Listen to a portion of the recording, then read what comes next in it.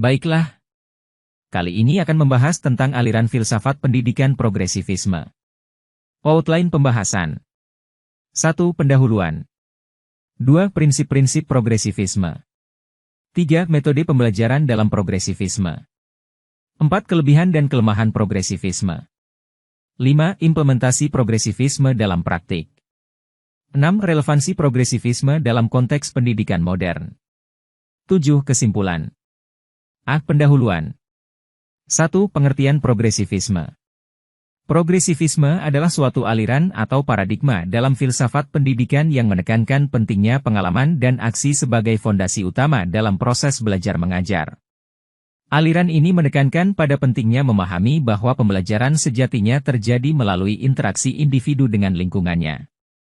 Para progresivis percaya bahwa peserta didik membangun pengetahuan melalui tindakan nyata, refleksi, dan pengalaman langsung, bukan hanya dengan menerima informasi secara pasif. 2. Sejarah perkembangan progresivisme dalam filsafat pendidikan.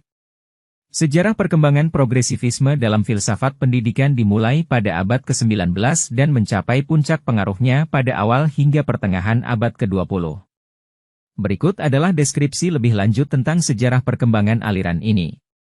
1. Pengaruh filosofis awal.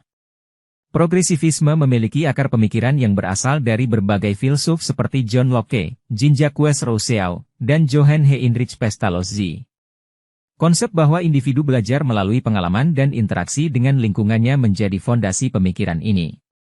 Locke, misalnya, menyatakan bahwa pikiran manusia pada awalnya adalah seperti kertas kosong, tabula rasa, yang akan diisi dengan pengalaman dan pengetahuan.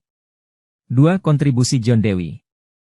Memandang pendidikan sebagai proses sosial yang terus-menerus dihubungkan dengan kehidupan sehari-hari, oleh sebab itu, pendidikan harus menekankan pengalaman langsung, eksperimen, dan keterlibatan aktif siswa untuk membangun pemahaman yang bermakna.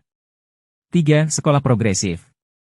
Pada awal abad ke-20, gagasan progresivisme diimplementasikan dalam berbagai sekolah progresif di Amerika Serikat, dipimpin oleh John Dewey, menciptakan lingkungan belajar yang lebih terbuka, demokratis, dan berpusat pada kebutuhan individu siswa. 4. Perkembangan pendidikan progresif di Eropa. Ide-ide progresivisme juga menyebar ke Eropa, khususnya di Inggris dan Perancis. 5. Pengaruh di lembaga pendidikan tinggi. Ide-ide progresivisme juga mempengaruhi lembaga-lembaga pendidikan tinggi dan perguruan tinggi. Banyak universitas mengadopsi pendekatan pendidikan yang lebih inklusif, menekankan pada penelitian, eksperimen, dan praktik langsung untuk membentuk kebijaksanaan dan pengetahuan siswa. 6. Pengaruh global. Pengaruh progresivisme dalam pendidikan juga menyebar ke berbagai belahan dunia. Prinsip progresivisme menjadi elemen penting dalam reformasi pendidikan di berbagai negara. 3. Tokoh-tokoh terkemuka dalam aliran progresivisme. Aliran progresivisme dalam filsafat pendidikan dipengaruhi dan diperkaya oleh kontribusi sejumlah tokoh terkemuka. 1. John Dewey, 1859-1952.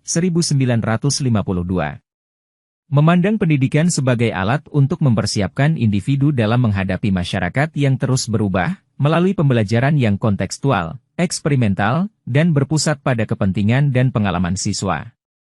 2. Jean Piaget, 1896-1980. Berfokus pada tahap-tahap perkembangan kognitif anak, dengan mengajukan konsep pembelajaran yang sesuai dengan tingkat kesiapan kognitif siswa. 3. Maria Montessori, 1870-1952. Menekankan kemandirian dan pengembangan diri anak, memberikan kebebasan kepada anak untuk mengeksplorasi, belajar, dan berkembang sesuai dengan ritme masing-masing. 4. Lev Vygotsky, 1896-1934. Memperkenalkan teori sosial budaya yang menggarisbawahi peran interaksi sosial dan lingkungan dalam pembentukan pemahaman dan pengetahuan, pentingnya kolaborasi dan interaksi sosial dalam pembelajaran. 5. A.S. Neil, 1883-1973. Menerapkan prinsip-prinsip progresivisme dengan menciptakan lingkungan belajar yang bebas dan demokratis, di mana siswa memiliki kendali atas proses pembelajaran sendiri. 6. Paulo Freire, 1921 hingga 1997. Berkontribusi terhadap pendidikan kritis dan pendekatan pembebasan, pendidikan yang memberdayakan siswa untuk berpikir kritis terhadap realitas sosial dan politik. 7. Jerome Bruner, 1915 hingga 2016. Berfokus pada pendekatan kognitif dan konstruktivis dalam pembelajaran, membangun pengetahuan melalui konstruksi aktif oleh siswa. B. Prinsip-prinsip progresivisme. 1. Pengembangan diri dan pengalaman individu. Konsep ini menekankan bahwa pendidikan harus berfokus pada perkembangan penuh potensi individu secara holistik, termasuk aspek fisik, emosional, sosial, dan intelektual. Pengalaman langsung dan kegiatan praktis dianggap sebagai sarana penting untuk mencapai perkembangan diri yang optimal. 1. Pengalaman sebagai landasan pembelajaran. Progresivisme menekankan bahwa pembelajaran sejati terjadi melalui pengalaman langsung melalui interaksi aktif dengan lingkungannya, baik dalam konteks sekolah maupun kehidupan sehari-hari yang mencakup eksplorasi, percobaan, diskusi, dan refleksi atas tindakan-tindakan yang dilakukan. 2. Pengembangan pribadi yang holistik. Pendidikan sebagai proses yang mencakup seluruh aspek kehidupan individu. Pembelajaran mencakup akademik, keterampilan sosial, kecerdasan emosional, etika, dan kemandirian. 3. Kustomisasi dan diferensiasi. Setiap individu memiliki kebutuhan, minat, dan potensi yang berbeda. Guru diharapkan membimbing pengalaman belajar yang sesuai kecenderungan dan bakat siswa. 4. Keterlibatan aktif siswa. Pengembangan diri melalui pengalaman individu diperoleh melalui keterlibatan aktif siswa dalam proses pembelajaran, dalam penyusunan tujuan pembelajaran, merencanakan kegiatan, dan mengevaluasi hasil pembelajaran. 5. Eksplorasi dan penemuan. Siswa didorong untuk menjalani eksplorasi dan penemuan secara mandiri untuk mendapatkan wawasan dan pemahaman baru melalui tindakan dan percobaan. 2. Pembelajaran melalui tindakan dan eksperimen. Konsep ini menekankan bahwa siswa belajar secara efektif melalui interaksi aktif dengan materi pelajaran, lingkungan, dan situasi sekitar. Proses pembelajaran harus memfasilitasi eksplorasi, percobaan, dan pengalaman langsung untuk membangun pemahaman mendalam. 1. Pentingnya eksperimen. Dalam membentuk pemahaman siswa, melalui kesempatan mencoba berbagai metode, menerapkan konsep-konsep yang dipelajari, dan mengamati hasil dari tindakan sendiri. 2. Pendekatan praktis terhadap pembelajaran. Mempraktikkan konsep-konsep yang dipelajari dan menerapkannya dalam situasi nyata. 3. Memfasilitasi eksplorasi dan penemuan. Guru berperan sebagai fasilitator yang membimbing siswa dalam menjalani eksplorasi dan penemuan, mengajukan pertanyaan, mencari solusi, dan menemukan pengetahuan baru. 4. Mendorong kreativitas dan inovasi. Kebebasan untuk menemukan pendekatan kreatif dalam menyelesaikan tugas atau mencari solusi atas permasalahan yang dihadapi. 5. Pengalaman sebagai sumber pembelajaran. Prinsip ini memandang pengalaman sebagai sumber pengetahuan yang sangat berharga, baik yang sukses maupun menghadapi tantangan. 3. Kurikulum yang relevan dengan kehidupan sehari-hari. Prinsip ini menekankan bahwa kurikulum pendidikan harus dirancang sedemikian rupa sehingga memiliki relevansi dan keterkaitan yang erat dengan kehidupan sehari-hari siswa. 1. Mengaitkan materi pelajaran dengan kehidupan nyata. 2. Menekankan penerapan konsep. 3. Menggabungkan situasi kontemporer. 4. Mendorong penemuan dan inovasi. 5. Memfasilitasi keterlibatan aktif. 4. Peran guru sebagai fasilitator dan rekan sebaya. Prinsip ini menggarisbawahi peran guru sebagai fasilitator dan rekan sebaya bagi siswa, dalam membimbing, mendukung, dan memotivasi siswa dengan mendampingi siswa dalam pembelajaran, memberikan arahan, dan memfasilitasi proses eksplorasi serta pemahaman. 1. Fasilitator pembelajaran. 2. Mendorong diskusi dan dialog. 3. Menanggapi kebutuhan siswa. 4. Memberikan keterlibatan siswa. 5. Kolaborasi dan keterbukaan. 6. Menggali potensi individu. 5. Demokratisasi dalam pendidikan. Partisipasi aktif, kebebasan berpendapat, dan keadilan dihargai, bertujuan untuk mengembangkan sikap demokratis, rasa tanggung jawab sosial, dan keterlibatan aktif siswa dalam mengelola dan membentuk pengalaman pendidikan mereka. 1. Keterlibatan siswa dalam pengambilan keputusan. 2. Pembelajaran kolaboratif. 3. Keadilan dan kesetaraan akses. 4. Diskusi terbuka dan berpikir kritis. 5. Menghormati keanekaragaman dan inklusivitas. 6. Pembelajaran tentang demokrasi dan kewarganegaraan. C. Metode pembelajaran dalam progresivisme. 1. Pembelajaran berpusat pada siswa. Prinsip ini menekankan bahwa proses pembelajaran harus memfokuskan perhatian pada kebutuhan, minat, dan pengalaman siswa. Guru berperan sebagai fasilitator yang membimbing dan mendukung siswa dalam mengembangkan pemahaman mereka sendiri. 1. Penyelarasan dengan minat dan kebutuhan siswa. Metode ini memandang pentingnya memahami minat, kebutuhan, dan latar belakang siswa. Guru berusaha memadukan materi pelajaran dengan minat individu siswa untuk meningkatkan keterlibatan dan motivasi belajar. 2. Pengenalan tujuan pembelajaran. Guru memfasilitasi diskusi dengan siswa untuk mendefinisikan tujuan pembelajaran bersama. Hal ini membantu siswa untuk memiliki pemahaman yang jelas tentang apa yang ingin mereka capai dari proses pembelajaran. 3. Memberikan otonomi dalam pembelajaran. Metode ini mendorong otonomi dan kemandirian siswa dalam mengelola pembelajaran mereka sendiri. Siswa diberi kebebasan untuk merencanakan, melaksanakan, dan mengevaluasi progres belajar mereka sesuai dengan tujuan yang telah mereka tetapkan. 4. Pembelajaran kolaboratif.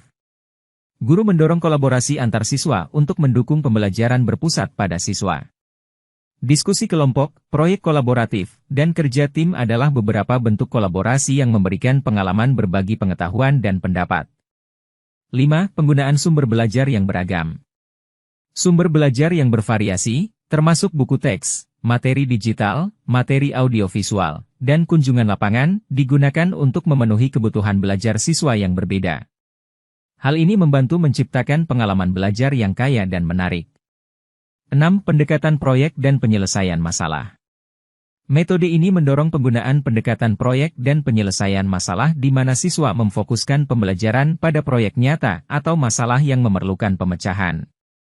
Mereka menerapkan konsep dan pengetahuan yang dipelajari untuk mencari solusi dan mengatasi tantangan. 7. Refleksi dan evaluasi diri. Siswa didorong untuk merefleksikan progres belajar mereka, mengevaluasi pemahaman mereka sendiri, dan mempertimbangkan perbaikan yang diperlukan. Hal ini membantu meningkatkan pemahaman diri dan pengembangan kemampuan berpikir kritis. 2. Pembelajaran berbasis masalah. Pembelajaran berbasis masalah adalah metode yang menekankan pada penggunaan situasi atau masalah nyata sebagai titik awal pembelajaran. Siswa diberikan masalah atau tantangan yang perlu dipecahkan, dan pembelajaran difokuskan pada pemecahan masalah tersebut dengan memanfaatkan pengetahuan yang dimiliki dan penelitian yang lebih lanjut. 1. Identifikasi masalah atau tantangan. Metode ini dimulai dengan mengidentifikasi masalah atau tantangan yang relevan dan menantang siswa. 2. Penyelidikan dan penelitian. Siswa diminta untuk melakukan penelitian untuk memahami lebih lanjut tentang masalah tersebut. 3. Diskusi dan kolaborasi. Siswa berpartisipasi dalam diskusi dan berkolaborasi dengan sesama untuk berbagi perspektif, ide, dan strategi penyelesaian. 4. Perumusan hipotesis dan solusi. Siswa mengembangkan hipotesis atau alternatif solusi untuk memecahkan masalah. 5. Implementasi solusi. Siswa merancang dan mengimplementasikan solusi yang mereka pilih. 6. Evaluasi dan refleksi. Setelah mengimplementasikan solusi, siswa mengevaluasi hasilnya dan merefleksikan proses pembelajaran. 7. Penerapan pada konteks nyata. Selain memecahkan masalah, siswa diberi kesempatan untuk melihat relevansi dan aplikasi solusi dalam konteks nyata. 3. Pembelajaran berbasis proyek. Pembelajaran berbasis proyek adalah metode di mana siswa terlibat dalam kegiatan mendalam yang mencakup perencanaan, pelaksanaan, dan penilaian proyek yang mencerminkan pengetahuan dan keterampilan yang mereka pelajari. Proyek tersebut dirancang untuk mengintegrasikan berbagai aspek pembelajaran dan menciptakan pengalaman belajar yang mendalam. 1. Penetapan tujuan proyek. Guru dan siswa bekerja sama untuk menetapkan tujuan proyek yang ingin dicapai. 2. Perencanaan dan perancangan proyek. Siswa merencanakan dan merancang proyek, termasuk penentuan topik, tujuan, sumber daya yang diperlukan, dan langkah-langkah yang akan diambil. 3. Pengumpulan informasi dan penelitian. Siswa melakukan penelitian untuk mengumpulkan informasi yang diperlukan untuk proyek. 4. Implementasi proyek. Siswa menjalankan proyek sesuai dengan rencana yang telah mereka buat. 5. Kolaborasi dan diskusi. Selama proses proyek, siswa berkolaborasi dengan rekan-rekan mereka, mendiskusikan ide, memberikan umpan balik, dan memecahkan masalah bersama-sama. 6. Presentasi dan penyampaian hasil. Setelah proyek selesai, siswa menyampaikan hasil proyek mereka, baik dalam bentuk presentasi, laporan, atau karya seni. 7. Evaluasi dan pembelajaran mandiri. Siswa mengevaluasi proyek mereka sendiri dan menerima umpan balik dari guru dan sesama siswa. 4. Pembelajaran kolaboratif. Pembelajaran kolaboratif adalah metode di mana siswa bekerja sama dalam kelompok atau tim untuk mencapai tujuan pembelajaran bersama. Pendekatan ini menekankan kerjasama, komunikasi, dan pertukaran ide antara siswa sebagai sarana untuk memperluas pemahaman dan memecahkan masalah bersama. 1. Pembentukan kelompok atau tim. Siswa dibagi menjadi kelompok-kelompok kecil atau tim untuk bekerja sama dalam konteks pembelajaran tertentu. 2. Diskusi dan pertukaran ide. Siswa dalam kelompok berpartisipasi dalam diskusi aktif dan berbagi ide mereka. 3. Pengambilan keputusan bersama. Siswa dalam kelompok bekerja bersama-sama untuk membuat keputusan terkait dengan tugas atau proyek yang diberikan. 4. Pembagian tugas dan tanggung jawab. Setiap anggota kelompok memiliki tugas dan tanggung jawab khusus dalam kerjasama. 5. Saling membantu dan dukungan. Siswa saling membantu dan memberikan dukungan satu sama lain. 6. Proyek atau presentasi bersama.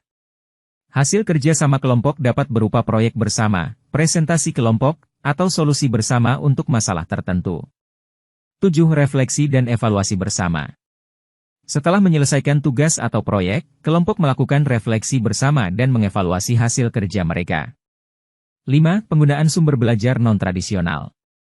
Penggunaan sumber belajar non-tradisional adalah pendekatan yang memanfaatkan berbagai jenis materi dan sumber belajar selain dari buku teks atau pengajaran lisan. Hal ini mencakup penggunaan teknologi, sumber daya digital, media interaktif, kunjungan lapangan, wawancara, dan berbagai bentuk sumber belajar lainnya untuk memperkaya pengalaman belajar siswa.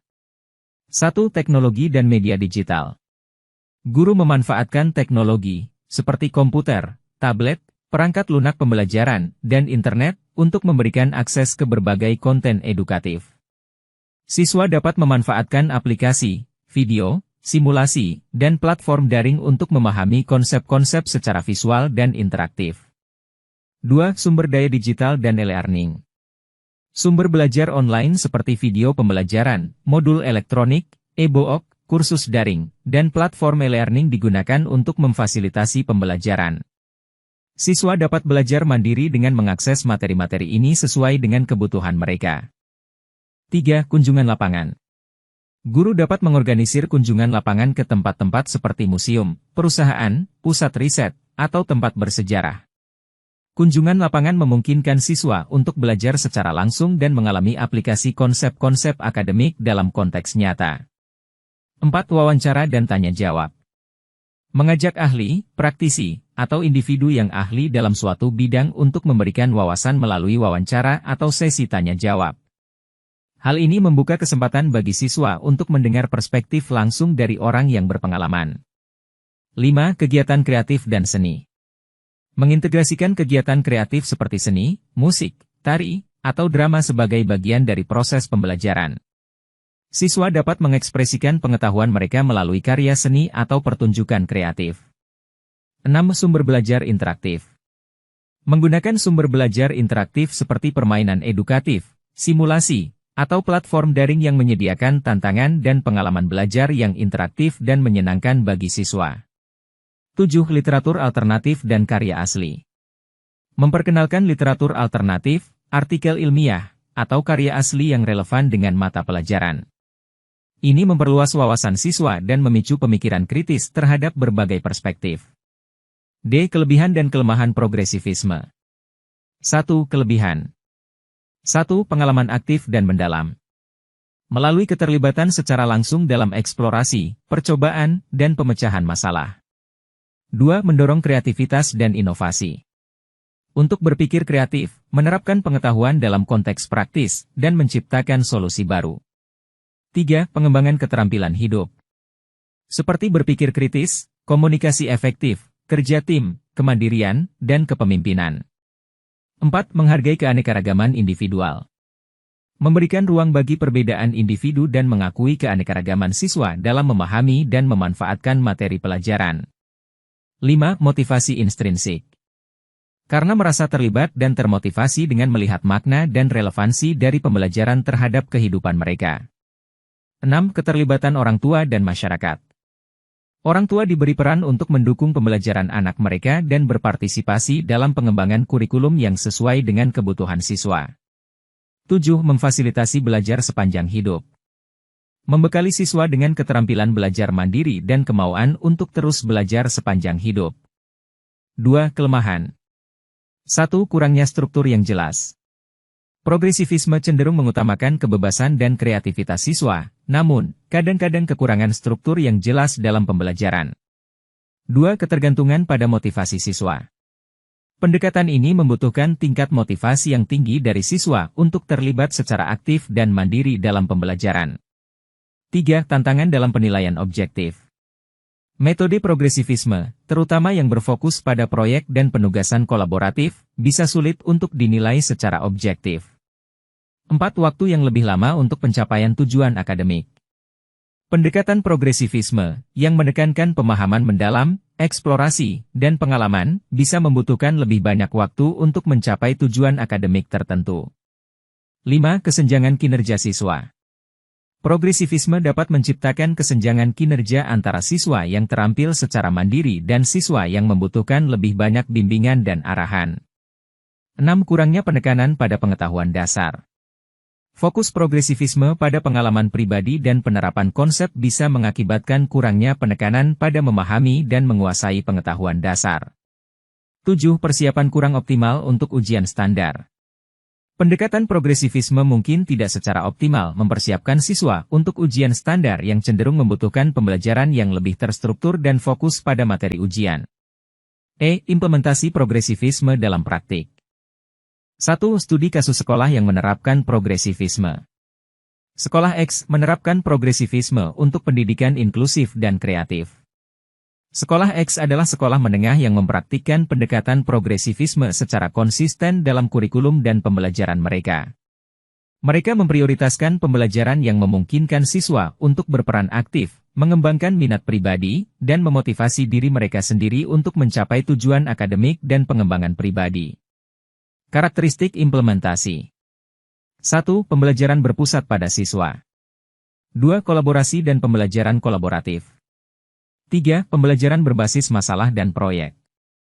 4. Penggunaan teknologi dan sumber belajar modern. 5. Kegiatan ekstrakurikuler kreatif. 6. Kelas terbuka dan diskusi terbimbing. 7. Evaluasi formatif dan umpan balik konstruktif. Dampak implementasi. Implementasi progresivisme di sekolah X memunculkan siswa yang lebih bersemangat, kreatif, dan berpikiran kritis. Mereka belajar dengan lebih baik karena pembelajaran sesuai minat dan memungkinkan mereka untuk mengekspresikan diri. Tingkat partisipasi siswa dalam proses pembelajaran meningkat dan lebih siap untuk menghadapi tantangan dunia nyata setelah lulus. 2. Tantangan dalam menerapkan progresivisme di lingkungan pendidikan. Implementasi pendekatan progresivisme dalam pendidikan bukanlah tanpa tantangan. Meskipun memiliki manfaat yang signifikan, ada beberapa hambatan dan kendala yang mungkin dihadapi dalam menerapkan pendekatan ini. 1. Tantangan kesiapan guru. Beberapa guru mungkin tidak memiliki pemahaman yang cukup atau keterampilan untuk menerapkan metode progresivisme. 2. Kurangnya sumber daya. Implementasi progresivisme membutuhkan akses yang memadai terhadap teknologi, sumber belajar inovatif, dan fasilitas yang mendukung, seperti ruang kelas yang dapat diubah sesuai. 3. Penilaian yang tepat. Mengembangkan sistem penilaian yang sesuai dengan pendekatan progresivisme bisa sulit. 4. Resistensi dari siswa dan orang tua. Siswa dan orang tua yang terbiasa dengan pendekatan tradisional mungkin merasa tidak nyaman dengan perubahan menuju progresivisme. 5. Waktu yang dibutuhkan untuk implementasi. Metode progresivisme membutuhkan lebih banyak waktu untuk perencanaan pembelajaran, diskusi kelompok, dan proyek kolaboratif. 6. Keseimbangan antara kebebasan dan struktur. Menemukan keseimbangan antara memberikan kebebasan kepada siswa untuk mengelola pembelajaran mereka sendiri dan memberikan struktur yang cukup untuk memastikan tujuan pembelajaran tercapai adalah tugas sulit. 7. Inklusivitas dan keanekaragaman siswa. Memastikan bahwa metode progresivisme sesuai dengan kebutuhan dan karakteristik individu siswa dengan latar belakang dan kemampuan yang beragam bisa menjadi tantangan, terutama dalam konteks pendidikan inklusif. 8. Mendukung diri untuk mengatasi frustrasi siswa. Beberapa siswa mungkin mengalami tingkat frustrasi yang lebih tinggi karena beban tanggung jawab dan otonomi yang lebih besar dalam pembelajaran. F. Relevansi progresivisme dalam konteks pendidikan modern. 1. Hubungan progresivisme dengan perkembangan teknologi dan informasi. Pendidikan modern era digital sangat terpengaruh oleh kemajuan teknologi dan akses luas terhadap informasi. Progresivisme sebagai pendekatan pendidikan yang aktif dan berpusat pada siswa memiliki keterkaitan yang kuat dengan perkembangan teknologi dan informasi. Progresivisme dalam pendidikan modern memanfaatkan teknologi dan akses luas terhadap informasi untuk membentuk pengalaman belajar yang lebih interaktif, terarah oleh siswa, dan terkait dengan dunia nyata. Hubungan antara progresivisme dan perkembangan teknologi dan informasi adalah penting dalam mencapai tujuan pendidikan yang mempersiapkan masa depan siswa yang penuh teknologi dan informasi. 2. Dampak progresivisme dalam menghadapi perubahan global. Pendidikan modern dihadapkan pada perubahan global yang cepat dan kompleks, termasuk globalisasi, kemajuan teknologi, dan perubahan sosial. Progresivisme sebagai pendekatan pendidikan yang responsif dan inovatif memiliki dampak yang signifikan dalam mempersiapkan siswa untuk mengatasi perubahan ini. 1. Pengembangan keterampilan adaptasi. 2. Pemikiran kritis dan solusi kreatif. 3. Mendorong kolaborasi dan kerjasama. 4. Menghargai keanekaragaman dan toleransi. 5. Menghubungkan pembelajaran dengan konteks global. 6. Mendorong inisiatif dan kemandirian. G. Kesimpulan. Aliran filsafat pendidikan progresivisme memiliki signifikansi yang besar dalam konteks pendidikan modern. Pemahaman yang mendalam terhadap progresivisme memegang peran penting dalam membentuk pendidikan yang responsif, relevan, dan berkualitas. Berikut adalah beberapa alasan mengapa pemahaman terhadap progresivisme penting. 1. Mengarahkan pendidikan ke arah yang relevan. 2. Mendorong pembelajaran yang aktif dan berarti. 3. Memfasilitasi pengembangan keterampilan hidup. 4. Menekankan kreativitas dan inovasi. 5. Menggalakkan pembelajaran sepanjang hidup. 6. Mengatasi tantangan global. Terima kasih.